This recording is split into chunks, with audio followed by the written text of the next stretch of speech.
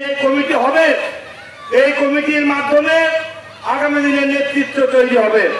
আপনারা যারা এই ওয়ার্ড কমিটিতে থাকবেন, কেন্দ্র পরিচালনা কমিটি থাকবেন, আপনাদের সততা, দক্ষতা, মেধা এবং মানুষকে বিএনপির দিকে কিভাবে আপনি আকৃষ্ট করতে পারেন তার উপরে আগামী সম্মেলন অনেকের নেতৃত্ব তৈরি হবে বলে আমি বিশ্বাস করি।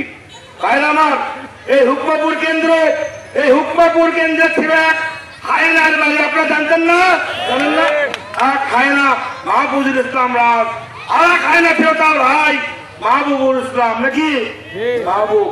এই দুই হায়না মিলে যখন নির্বাচন আসতো, আপনাদের এই কেন্দ্রে মানুষের উপরে কত অন্যায়, অত্যাচার, নির্যাতন, বাড়ি বাড়ি হামলা মামলা দিয়েছে, করে না?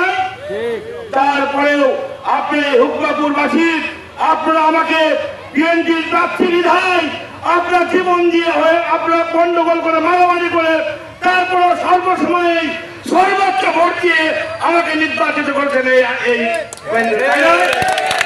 আমি সামান্য একজন বিএনপির কর্মী, আমার যদি যুদ্ধ করে রক্ত দিয়ে আপনারা নির্বাচিত করেছেন আমাকে সর্বোচ্চ ভোটে।